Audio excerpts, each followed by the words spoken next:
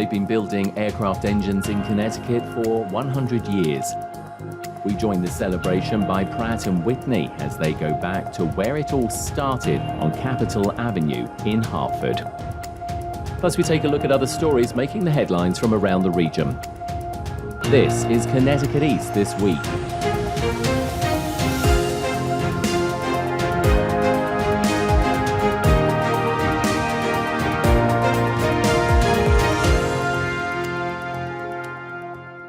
Hello, I'm Brian Scott Smith. It all started 100 years ago this year when Frederick Rentschler and his team designed and built the first air-cooled engine. That innovation in aircraft technology led to the creation of the Pratt Whitney Aircraft Company, which today is one of the largest aerospace manufacturers in the world. Recently, the company went back to where it all started, at 450 Capitol Avenue in Hartford, to celebrate their centennial with workers, leadership, and local legislators. They also placed a plaque on the building recognizing its origins as the original headquarters of Pratt Whitney. Good morning, everyone. Boy, oh boy, is this an exciting day. We are thrilled so many friends could join us for this special 100th anniversary celebration.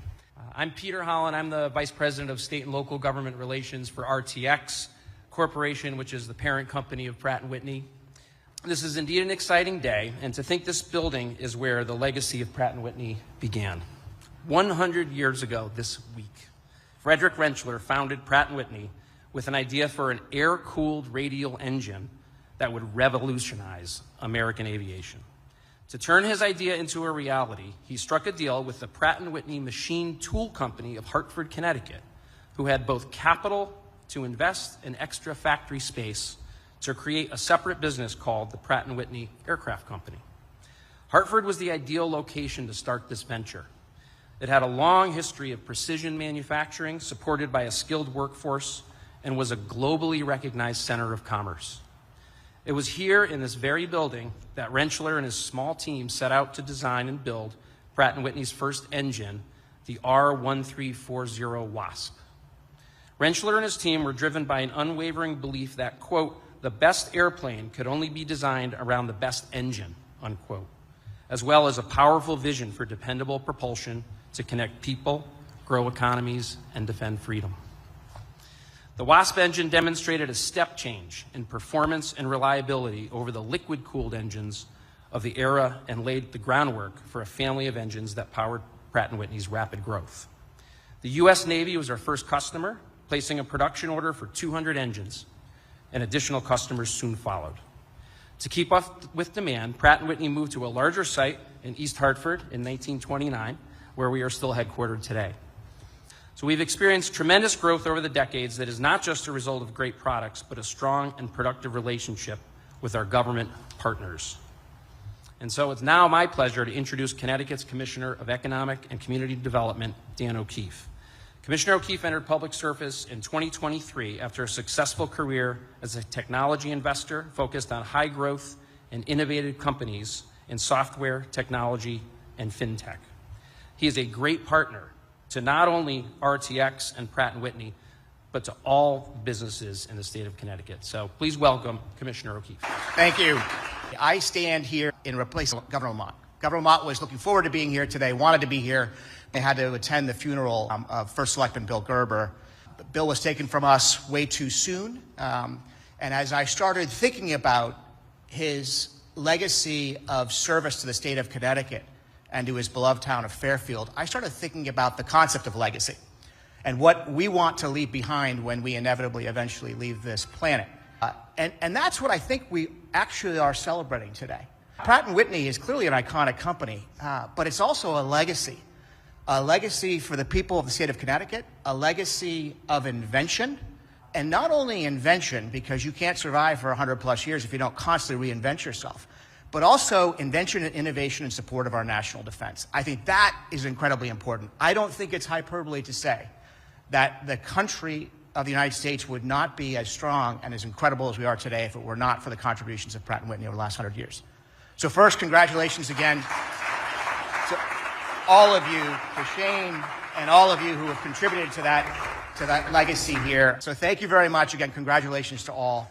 looking forward to the next 100 years of innovation and success. Our next speaker, Mayor Connor Martin, was elected to office in 2023. He has an undeniable passion for giving back to the community. He is laser focused on uplifting and empowering the younger generation who will be our next leaders. He is always accessible and cares deeply for all the residents of East Hartford, including its business community. Mayor, welcome. Good afternoon, everybody, and thank you so much for having me. First and foremost, congratulations to all of you and the entire Pratt organization for 100 years of aviation excellence. And excellence, I think, is the perfect word because 100 years is a very long time to do the same thing. But to do it in an excellent fashion, to do it where you get the reputation to be the most reliable, the most dependable engine out there, is a testament to the mission and vision and values of Pratt Whitney. You know, I, as mayor, actually know firsthand the impact and the lasting impact that Pratt Whitney has had on East Hartford. And East Hartford is Pratt Whitney. Not only being our biggest taxpayer for a number of decades, as well as our biggest employer, that lasting impact is seen every single day when you drive throughout the town of East Hartford. Majority of our housing stock was built to support Pratt Whitney, whether it be Mayberry Village, where our congressman grew up, many of our housing authority sites, and our housing stock in general was built up during the 40s and 50s when we wanted to get workers inside town as soon as possible to support Pratt Whitney during the World War II effort. The attention to detail, the attention to precision, to dependability, reliability is the very reason for why we've been able to defend America, the reason we've been able to allow citizens to traverse both the United States as well as the world. Once again, East Hartford is Pratt Whitney, and so I'm honored to be here today. And once again, to all of you, congratulations on 100 years, and here's to the next 100. Thank you very much. Thanks, Mayor. Now we're honored to have the Speaker of the Connecticut House of Representatives join us, Matt Ritter. Speaker Ritter has an impressive career in the Connecticut legislature, having first been elected in 2010, representing Connecticut's 1st district here in Hartford. Prior to his election as Speaker, he served 4 years as House Majority Leader. He has been an extremely effective leader for our General Assembly, and we are very lucky to have him in his role. Mr. Speaker. Let me start by saying, as someone who grew up in Hartford and has lived here his whole life, I have driven down Capitol Avenue thousands and thousands of times. I had no idea, Mr. Secretary, that this is where Pratt Whitney started. So you never know what history you can learn. And when I got the email and the invitation, I said, I can't believe I never knew that. But I just say what everybody else has said. You know, Connecticut, if you ask people who are not from Connecticut for the major things you would think about of our state, the basketball teams do often hit the top of the list, both men and women, I would note. But obviously, when you mention Pratt Whitney and our insurance companies, I think that's what people think, particularly here in greater and central Hartford. And it's not just, as the mayor talked about, I know the congressman will talk about the precision and the accuracy, but what it really is, it's also the lives you've impacted and the jobs you provided for families. You lifted a lot of people into the middle class and beyond and provided stability 100 years ago, and you still do today. These are not jobs that are easy to get, but they are wonderful when you have them. And I know so many friends and family who work for the company, from lawyers and everything on down. My chief of staff's wife has worked there a long time. My general counsel's wife has worked there for a long time. That's all you can ask for. All we can ask for in government is to have great companies and have great employees, and the relationship that has existed for a long time, I know will continue. So on behalf of the whole General Assembly, I know my Majority Leader, Jason Rojas, another East Hartford guy, could not make it today, but he wanted to pass along his congratulations and look forward to hearing from everybody else today. Thank you very much. Before I introduce our next speaker, I wanted to recognize and thank Congresswoman Rosa DeLauro, who couldn't be here today, but she represents Pratt & Whitney's Middletown facility. That's in her district. She's represented today by her staff member, Lou Mangini. Thank you, Lou. And Congresswoman DeLauro has presented us with her statement from the congressional record recognizing this momentous occasion. So thank you, Lou, and thank you, Congresswoman DeLauro, for that great honor. And now it's my great honor to introduce Congressman John Larson. As the mayor noted, he was born and raised in Mayberry Village in East Hartford. And Congressman Larson is fond of saying he's a product of public housing, public education, and public service. His father, Raymond, as I'm sure you'll hear, worked for Pratt & Whitney, while his mother, Pauline, served on the town council.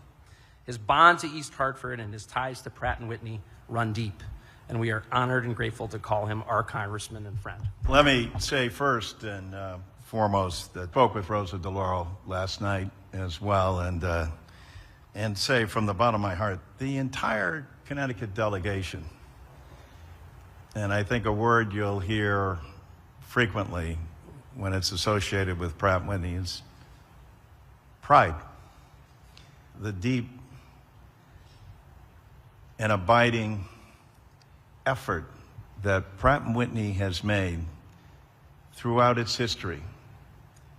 And I think that that's says so much about the company and its organization.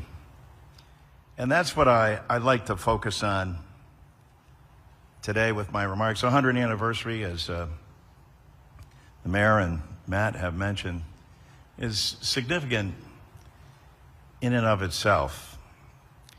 But Pratt Whitney, as the mayor was pointing out, in so many respects is East Hartford. It was described by Twain, East Hartford, as a sleepy, dull community until Pratt Whitney came to town. And my parents were both born in 1925 and would be 100, and both worked at Pratt Whitney Aircraft. My mother, a National Honor Society recipient, top 20 of her class, 17 years old. My father, when they graduated East Hartford High School, he went to war and she went to work at Pratt Whitney. And the pride that they have. East Hartford has long been known as an arsenal for democracy. And when you look at this region, as Matt pointed out, first powder mill in New England is in East Hartford, Connecticut on Burnside Avenue. Obviously, Coltsville, which we celebrate, and a woman, Elizabeth Colt, who really brought Colt manufacturing into this future and the so-called gun that won the West. And then there's the most incredible manufacturer in this age of aviation that's gone from aviation to aerospace. And the pride, my father-in-law, an engineer at Pratt Whitney for 30 years. My dad worked there for 39 years. And I was saying to Shane earlier that I can remember, and I know Rich Keogh will remember this too, as a child, every Christmas, Pratt Whitney would have a party for the children of the workers. And they would rent out, at the time, Burnside Theater. And it was filled to capacity. And all the kids went there. It was the most incredible thing. And the pride that the workforce had. And think about this. What kind of companies do that? And what kind of care and compassion, and also the great mutual feeling of respect that existed.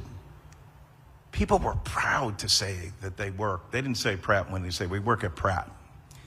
But a phrase I will never forget, and you can see it displayed right below, is that my father, when we'd ask him, Dad, you going to work? He says, yep. He says, gotta keep the eagle flying. And Pratt Whitney has kept the eagle flying, not just through precision manufacturing and creating the best engines anywhere in the world, but also making the United States of America the preeminent democracy, entrepreneur, and manufacturer in the world. And our allies, not only during the Second World War and throughout, but to this day, rely on the dependability of Pratt Whitney aircraft. That is something we all take deep pride in. My brother worked at Pratt Whitney. There's hardly a person that you can run into at Augie and Ray's that doesn't mention Pratt Whitney. And so much has been said and will continue to be part of this legacy about the expansion and growth. But as was pointed out by both the mayor and the speaker and the commissioner, there's a consistent theme of excellence. And my father-in-law used to have a saying, excellence cannot be denied. And when I'd ask him about working at Pratt Whitney, that's what he would focus on, the excellence that could not be denied because of the pride and the effort that people put into their work. I love the story, Your Honor, about the reason that plane is in the air is because it's got Pratt Whitney engines.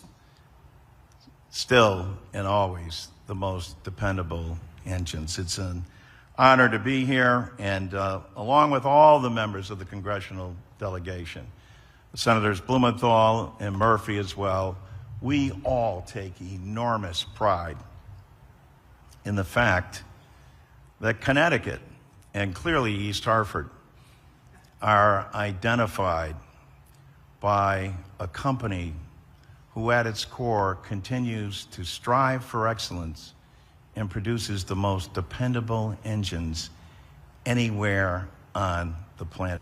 Thank you very much, Congressman. I think, one thing that all of us wish for is to be part of something bigger than ourselves. From the comments today, I think it's clear that whether you're a member of Pratt & Whitney's family, active or retired, a member of the community, a member of our great congressional delegation that helps us keep the eagle flying, customers, we're all part of something bigger here in Pratt & Whitney, and I'm very thankful for that. It's an honor to be here to celebrate our 100th anniversary, of course, in the location where this all began. Pratt & Whitney started off here in 1925 and has grown from a small industry disruptor and really a disruptor in bringing the idea of an air-cooled engine to an industry that had then been powered by water-cooled engines in this very building to a global leader now with 45,000 employees across 40 major sites around the world with now 90,000 engines in service, aircraft flying around the world, one taking off every second powered by Pratt & Whitney. 11,000 of our skilled and dedicated employees are based here in Connecticut between two sites, East Hartford and Middletown, where every day all of us work to uphold our 100-year legacy, as you said, of safety, innovation, and dependable engines. And we're incredibly proud of that legacy. Our products have quite literally shaped the world that we live in today, powering over 500 unique aircraft types in our first 100 years, with many more to come, and achieving many firsts in the industry. We did provide over 50% of the aviation horsepower for the U.S. and our allies in World War II over the past 40 years. We've led the way in fighter technology with products like the F-100 powering the F-15 and F-16, the F-119 powering the F-22, which is still unmatched in the world, and of course the latest and best example of what we have to offer, the F-135 powering the F-35 aircraft. We also led the transition of the commercial aviation into the jet age with the JT3 powered 707 in 1957, and then our most recent addition, the geared turbofan engine, which really revolutionized propulsion for commercial aviation in 2016. And we've also designed the most prolific turboshaft engine in aviation, the PT6, first launched in 1961, which has helped create the business and general aviation segment. Propulsion and technology and our physical footprint have evolved over time.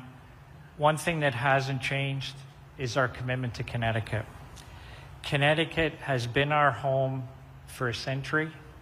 Connecticut will remain our home, and our commitment to the state of Connecticut is unwavering. I think you see that commitment in the investments we've made in our facilities, in the investments that we've made in our workforce and in the community, and I would say equally the investments that the community has made in us. Over the past 10 years, just as an example, we've invested more than $1 billion in our Connecticut sites. We've also invested in workforce development, initiatives such as career pathways, school-to-work program, and partnerships with many institutions across the state to train the next generation of aerospace talent. And we continue to support strong industrial base here in the state of Connecticut. We have over 100 suppliers and $1 billion in annual spend with our supplier partners across Connecticut. And of course, final assembly is done in Middletown. Our commitment to design, build, and support dependable engines to connect people, to grow economies, and to defend freedom is unwavering. I want to thank you all again for being here today with us. Thank you very much, everyone.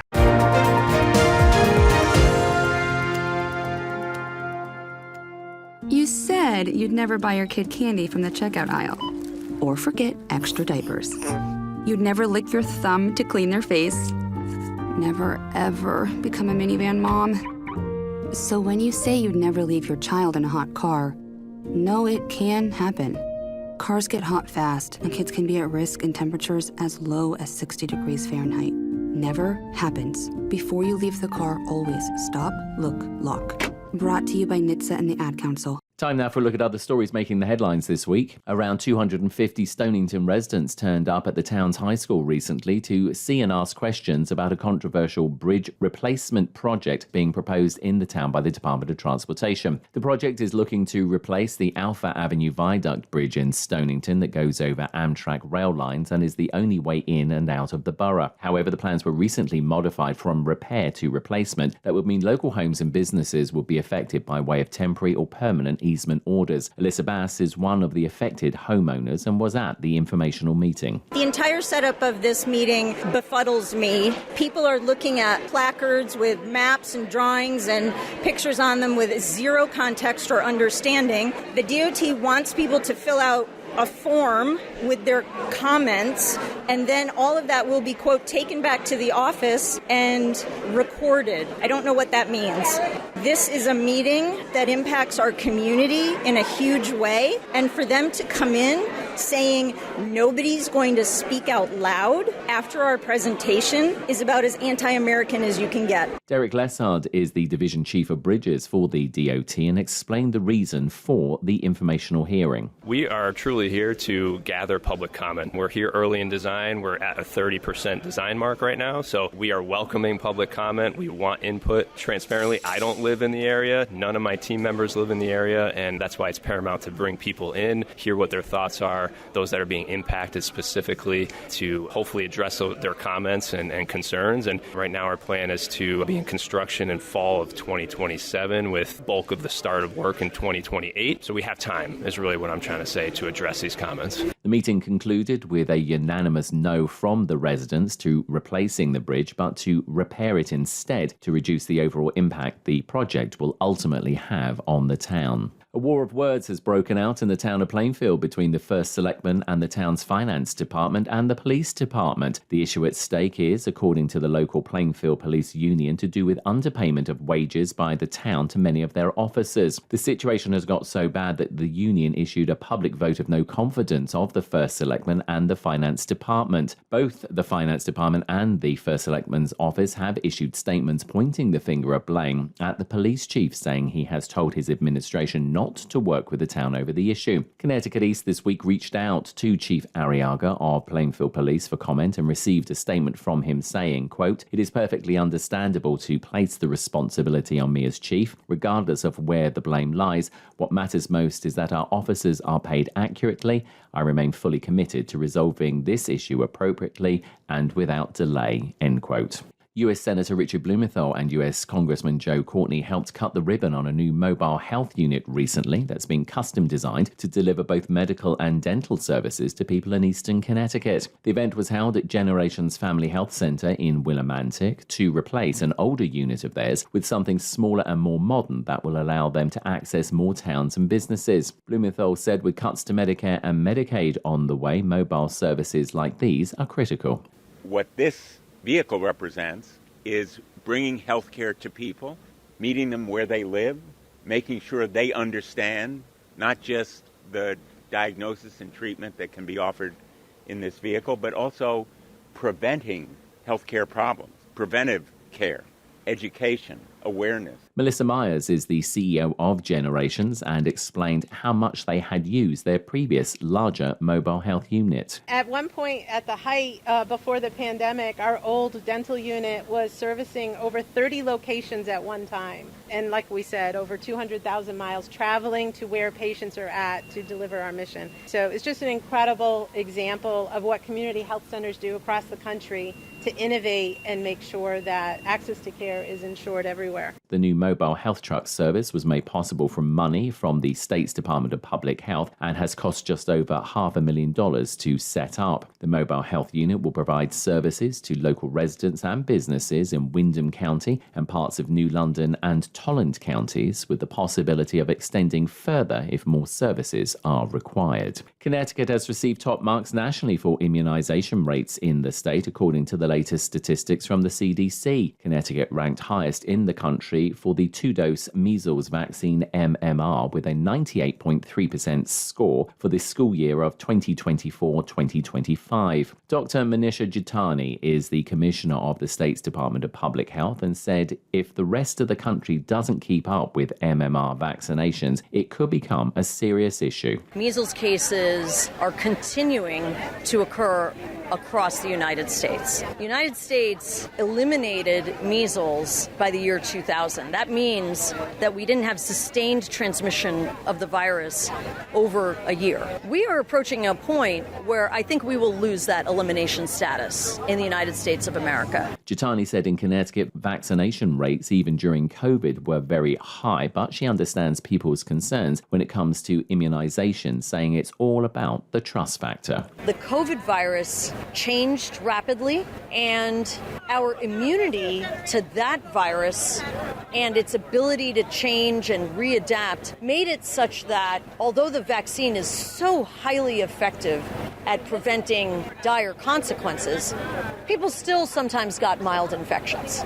That is still a success of the vaccine. With measles, it is even more effective. So people know and have faith that if they take this vaccine, the chances that they're going to get measles are very, very low. Schools that achieve what is called herd immunity by having a high vaccination rate help to protect students, but especially those who may be medically fragile or have compromised immune systems. And the City of Norwich Police Department has launched an innovative community engagement program called the Ice Cream Patrol, a new custom-designed all-electric vehicle believed to be a first-in-the-nation police-operated ice cream truck is helping the police to engage with its local community, strengthening community relations, breaking down barriers between officers and residents, and improving neighborhood safety. The Ice Cream Patrol will attend local events as well as local parks and be part of neighborhood patrols in the city. The program has been made possible by support from local businesses.